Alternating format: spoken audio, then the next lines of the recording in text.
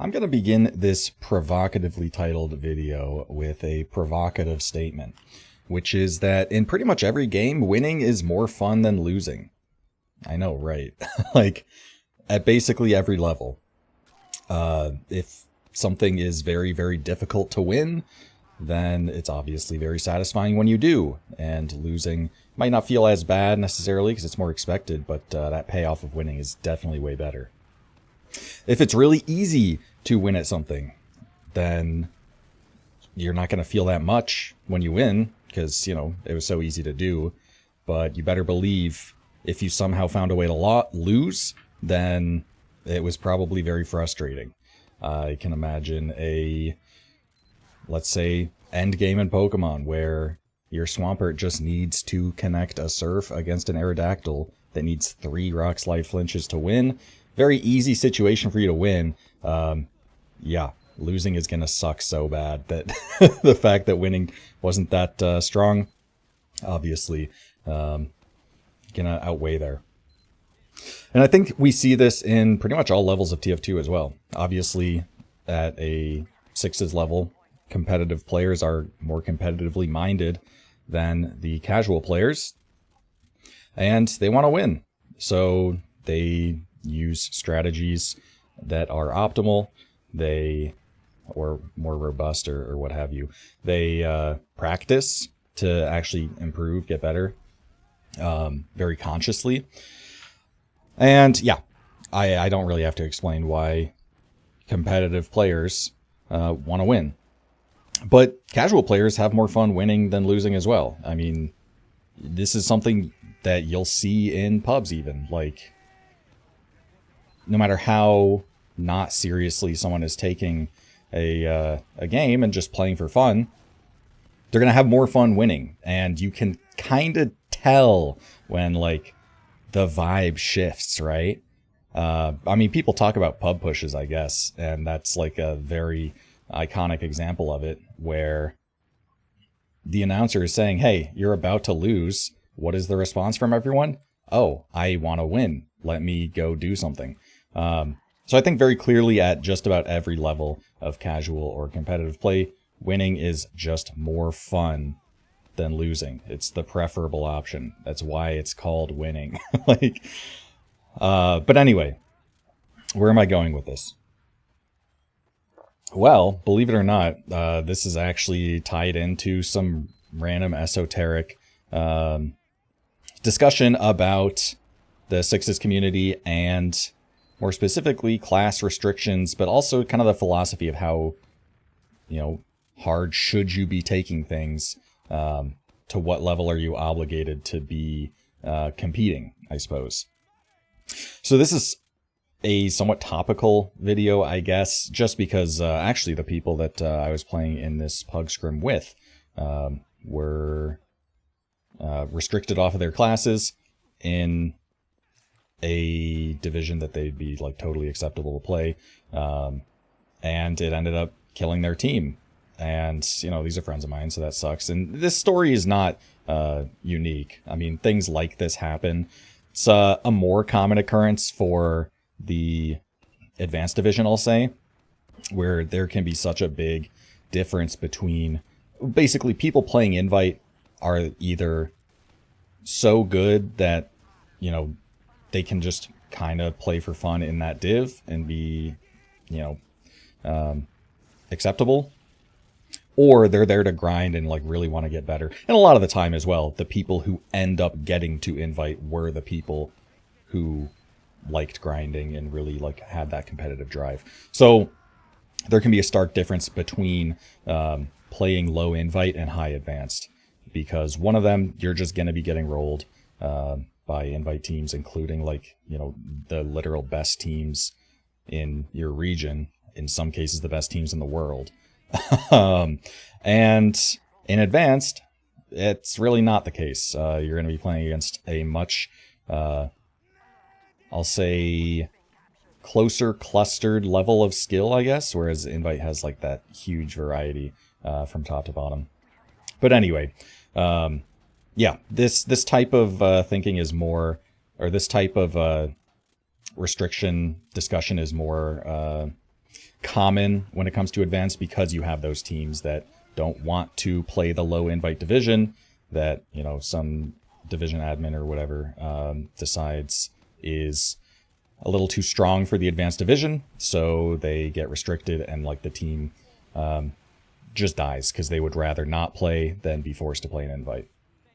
And there's also issues there with the fact that like invite can only get players from one division, which is advanced, as opposed to, you know, main players can get teams from advanced or intermediate, like off-classing advanced players, intermediate, etc.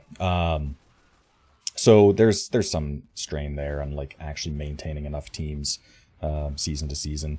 But anyway, this discussion isn't really about advanced restrictions, but more so about the philosophy in general, because you have, oh man, I just had a thread.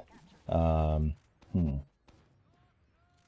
that comes to me, I guess like earlier in the videos when like YouTubers do like ad read stuff, I don't have ads or like an advertiser for the video, but I do have a Discord you should join, so check that out in the description. And I do have channel membership recently invoked, I guess. So if you're interested in supporting me, check that out.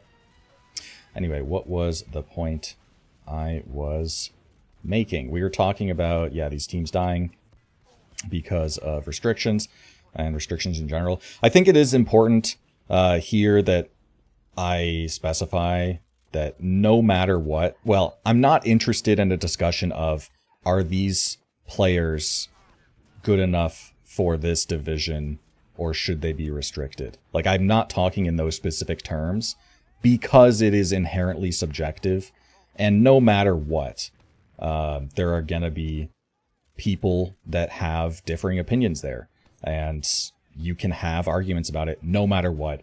And that's something that constantly happens every single season. Is there's a lot of deliberation that happens between the admins and between the players, saying, okay, like, you know, this isn't reasonable, like this is reasonable, this person they're off-classing, or maybe like they got carried in that season that they did well, or look at like these logs where they were doing poorly against this, you know, mid team, I guess.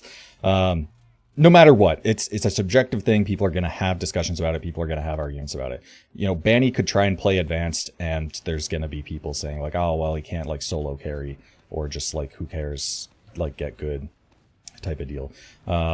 So I'm less interested in the minutia of the season to season restrictions and more interested in the kind of overarching philosophy behind it, because ostensibly the reason that leagues have restrictions are to foster better competition, right? Historically, in like ESEA, for example, there were people who just didn't move up and just always played open and just kind of lived there and just won it season after season after season. And a lot of people don't like sandbagging in that sense, where, you know, a team just shows up and doesn't try and just wins because they could be playing with like bigger dogs more their size, but instead they're, you know, going into the kiddie pool and just kind of dunking on people. So philosophically, that's kind of why these rules are in place. I say rules kind of loosely because, again, it's just subjective at the end of the day. Like any standard sort of set of criteria about placements or like recency or personal contribution, any metric like that is still just going to be subjective. But regardless, shoot, I lost my thing again. Take a sip of tea here. We were talking about reiterating the subjectivity, probably a little too much at this point. We get the point. Yes, that's why these rules exist, because of people don't like sandbagging a lot of the time. But that being said, not everyone is grinding like that, and not everyone wants to be, you know, perpetually trying to get into the next division as fast as possible and just really, you know, hit invite as fast as they can. Some people don't even really care about becoming an invite player at all. And they just play with their friends because it's fun. I don't know if I include myself in this category, because I am someone who has been pretty ambitious in the past. I guess my lore there is when I really dove into sixes after just pugging like occasionally for a few years, actually like getting on teams and whatnot. I had taken a break, so the people that I recognized from pugs and whatnot were now like advanced players, whereas I was struggling to like get on a main team and ended up playing intermediate instead. So I kind of had this chip on my shoulder, or at least like something to prove to myself of like, I can play advanced for sure. And I want to get there. And so I was constantly sort of in that mindset.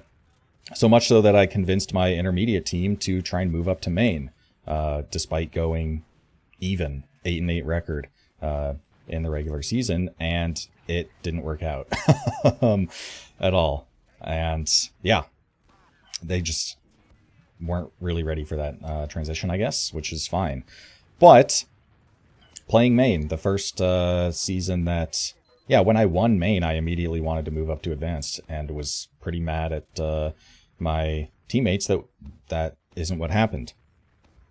And then tried to make an advanced team after that, didn't work out, and then finally like got my proper season in and felt very satisfied as a result. So I'm less ambitious now than I used to be, but I was very much someone who's like, I want to be getting better here.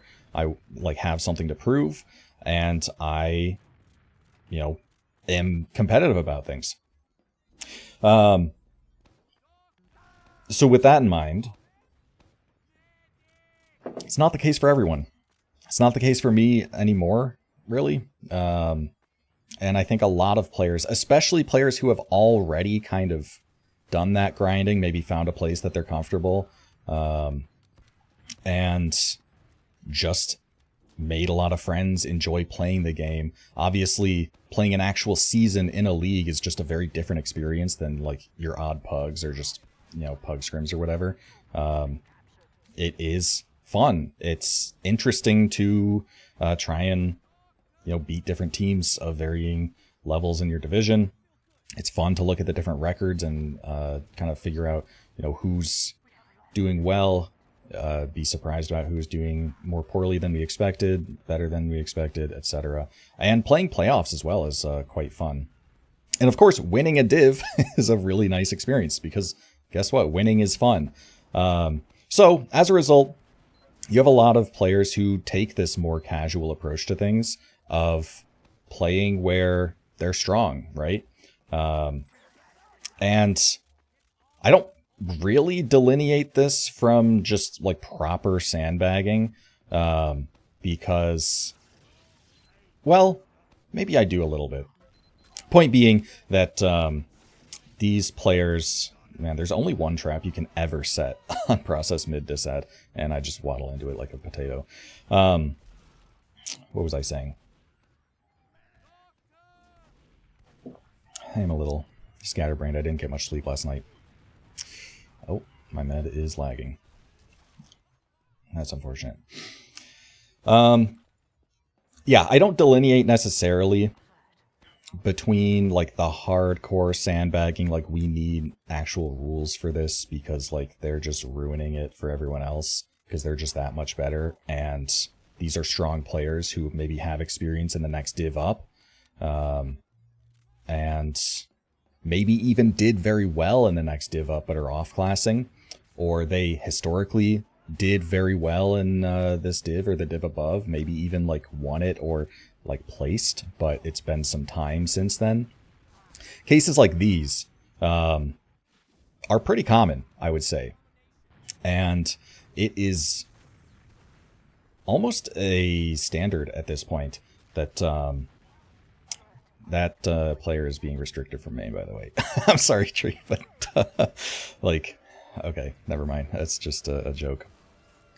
But damn, I'm really losing it today. Yeah, it's a very common occurrence. In a preseason, it's almost standard for teams that I've played on, at least, to overperform in the preseason,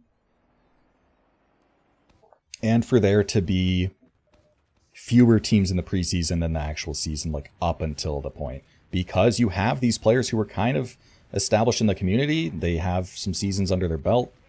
They have a friend group or former teammates and whatnot, and they say, hey, should we like play this season? And then like try and make that work, get enough people together, and then boom, you have a team.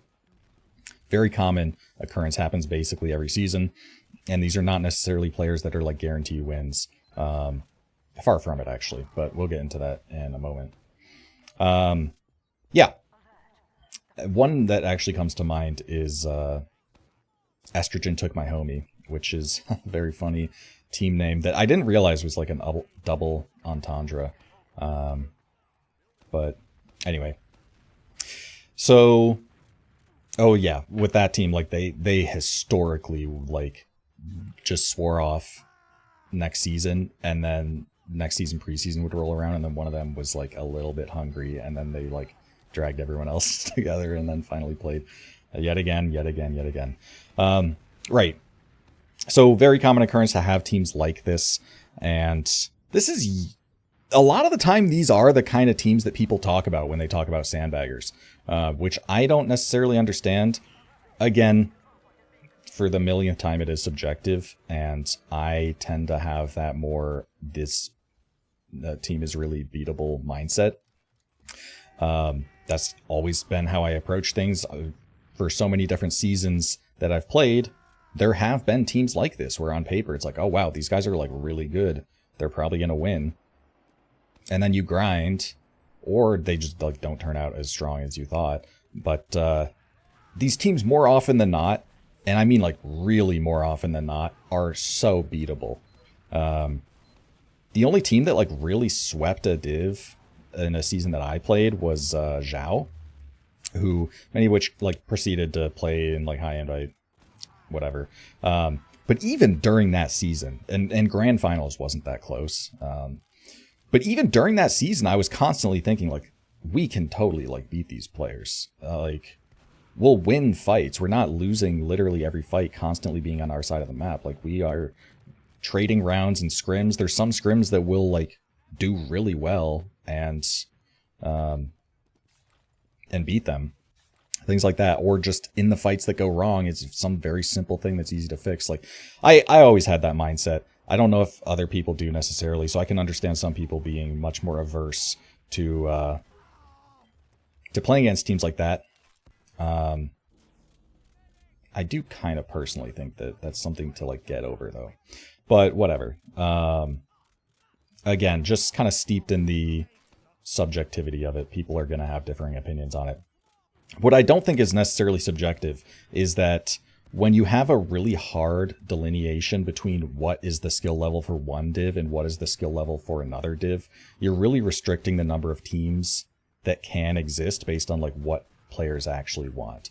And what I mean by this is you can say whatever you want about whether they should want it or not. There are going to be players that want a more casual approach, that would rather do well in their division without necessarily grinding demo reviews and stuff like that, compared to getting completely omega rolled in the next division, regardless of how much they demo review. Maybe by the end of the season, like, they can get a win on the second guy. Like, okay. Those are vastly different experiences. And a lot of people, almost no one actually is up for one, but not the other. You either have people that are like, yes, I want to be really grinding things. I want to be learning. I want to be reviewing regularly. I want to be practicing. Like, I'm really enjoying playing TF2 right now. Then you have the people that aren't like that and just, you know, maybe enjoy the more social aspect. Obviously, there's still the game at the end of the day. Like, these are still people that want to win and like are competitively minded, but more so interested in playing with their friends. Maybe if there's some glaring issue that like is repeatedly making them lose, they'll like talk about it. but reviews are not going to be that frequent, things like that. Yeah, very different experiences, obviously. And when you have such a clear delineation between where one div starts and where the other ends, and you are trying to abide by that and force players into one or the other based like on more specific criteria, then you are restricting those experiences. For example, if a team that could do okay in main, let's say, you know, they would get like 50th percentile, roughly speaking, right? Pretty decent, but they do very well in intermediate. Like just out the gate contenders for winning. Then if you have that sort of level where the contenders for one div are still competitive. Oh, that is a loud alarm. I'm sorry. My window is open as well because I don't have air conditioning. If you have that sort of stretch of things where though the team winning in one division is not at the bottom of the next one, but they're actually like they're pretty decent in it, then you allow for all like the different gradients of that level to be filled, I guess.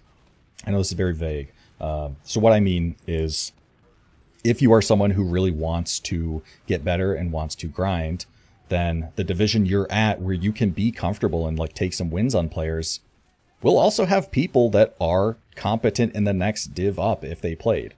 Not winning or really even not necessarily even making playoffs if they do like first round exit type of stuff, but more often just like even record type of deal.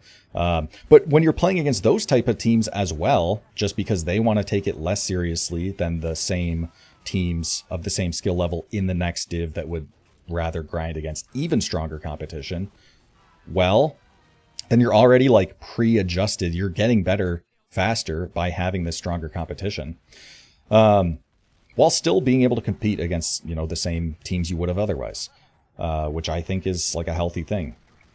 And if you are that team that just really wants to play an off-class season with friends, put a team together of the same teammates that you used to grind with, but don't really have the time for that or don't want to for whatever reason, so you just hobble something together, figure out who can play on what class, etc. Just something to do during the weeknights. Then in a previous system where there's like a hard delineation, they're going to say, no, you have to play in this division. And that's you're going to lose a lot more and it's going to be a lot less fun. Which a lot of the time these teams don't live or just don't get made when they get hammered with restrictions because of that. So yeah, if there's more gradient there and suddenly you are maybe not even like the best team. Well, no, let's say for the sake of argument that like you would be the best team in theory. You're still like not the top dogs, I guess. And well, first of all, you like get to live, which I think is the more important thing. But you're still not guaranteed these spots. These players in this division have more competition, but also I think the big thing, and this has been my experience season after season, is these teams don't actually win the div. And this is when I'm talking about like the proper sandbag teams, like everyone thinks they're going to win. Really not often the case. Like more often than not, they don't win the division. So much so that in advanced, Kron's Realm has been a team that played advanced so many times, and every single time they were just like the gatekeepers, right? They were considered just the best team. But they didn't win. They'd get second so often that the idea of getting a perfect regular season record of 16-0 was considered like a curse, that you would be, it was an omen that you were gonna lose grand finals or lose in playoffs because you didn't have any losses in the regular season. Like, these teams are not trying so hard that like you aren't catching up to them. Because it's important to understand that over the course of a season, everyone gets better. Teams at the end of a season are stronger than they were at the start of the season, universally. And the rates at which teams get better are different. These strong teams get caught up to almost all the time. And these are teams I played on have caught up to. And the times where, my team has been strong going into the season and expected to be one of the big contenders, guess what? Other teams that we had maybe not written off, but just considered like teams that we expect to win against, they catch up and like make it difficult. So I think that things really even out over the course of a season just because you have those players that are really, it's just differences of improvement. And yeah, I don't see these teams being unbeatable in that respect. What else is there to talk about? Is there an overarching thing that I can tie everything together? I guess the point being, to reiterate, I'm not really concerned about the minutia of who's being restricted and why. Because again, no matter who it is, and for whatever reason, there can always be, and often is always, an argument about it. I do think there are certain cases that are just very, very clear. And whatever. This is just normal, like, gray area thing. Like, this is something that people are familiar with all sorts of different topics.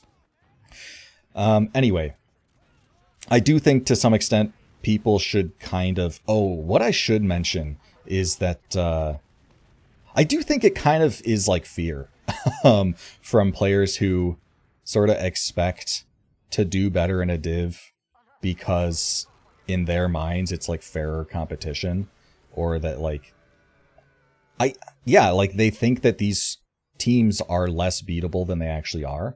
Oh, let's load something random up here. They think these teams are less beatable than they actually are, so in their minds 130 megabytes is probably not appropriate. So in their minds, this is fairer, it's more competitive. And, correct me if that's not your view on it, but that's kind of the vibe I get. So, yeah, they're maybe expecting that these teams are not going to be there, they're not going to be competing, so they have like better shots. And I think that's not competitive.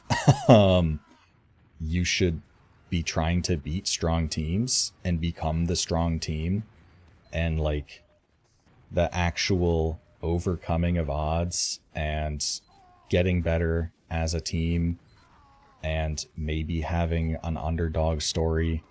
Maybe the underdogs don't win that season, but they got close.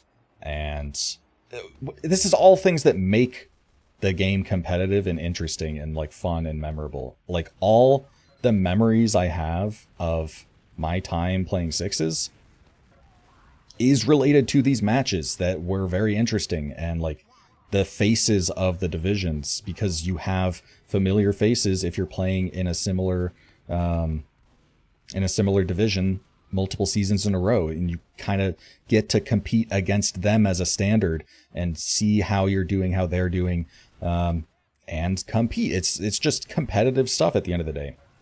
And I do think it's kind of this like fear mindset of thinking like these guys can't be beaten, or it's just not fair for us to compete against them, which is like self-defeating.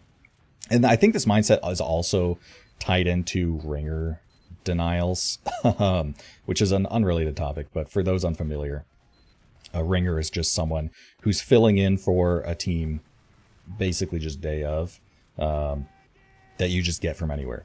So a sub is someone who's like on the roster and like have gone through all the different, man, getting clapped by the lock and load. This is, a sub is someone who's on the roster, has gone through all the different restriction things, and they can just fill in whenever. A ringer is just a guy who can play. So there are some rules about who can and can't be a quote-unquote default ringer, as in like a ringer you can't deny. And obviously, just like with class restrictions, this is a very subjective, constantly arguing on the case-by-case basis thing of, is this player really an adequate ringer? Are they like a fair kind of representation of the player that they're replacing? Do they belong here, etc., etc.? And rather than like kind of have that good faith discussion, maybe like let a team ring someone that they like playing with, just because, like, you know, maybe it lowers your chance of winning, but it's still like you can still beat them, type of deal. But on the flip side, you have quite a few players who just deny on principle if they can get away with it.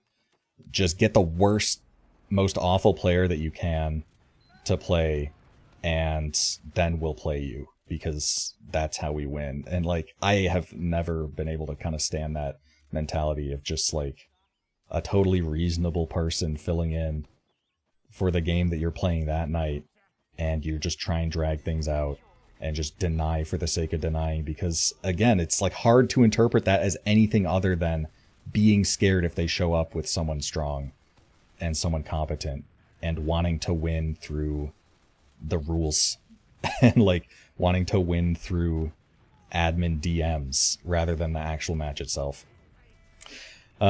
This could just be me projecting a mindset onto people that don't actually have it, but I do struggle to see where a competitively minded person can have such a differing, well, just a person in general can have such a differing opinion on like the level of skill of a player that like they can't be acceptable competition. Because again, it is subjective at the end of the day, so there's always the possibility that some people just genuinely think that a certain player or what have you is just like that good, and as a result,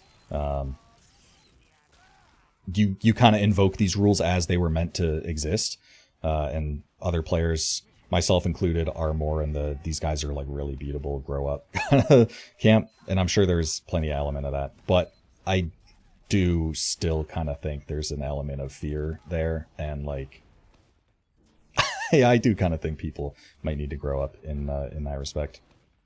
I've always been, and this isn't a necessarily, this is definitely not a universal opinion. I don't know how popular it is among the player base, but I definitely trend much more on the side of laissez-faire with restrictions. Just take care of the obvious cases, but besides that, like, let people kind of discern where they want to play and who they want to play with, and then compete, because it is competitive at the end of the day, as opposed to just like killing teams for the only apparent reason of just like, this guy has a number on his RGL profile that's too high, so he can't be doing this. Yeah, I think that having more teams is also a good thing. And I guess, I'll talk more specific here. With the two players that I was playing with in that, door just slammed shut because of the window open. The players that didn't start, it's not like a controversy necessarily, because again, this is just stuff that happens every season. But the two players that I was previously playing in that pug scrim with are former teammates of mine. The reason that they're being restricted is because they won main with me back in 2023, like 3 years ago. And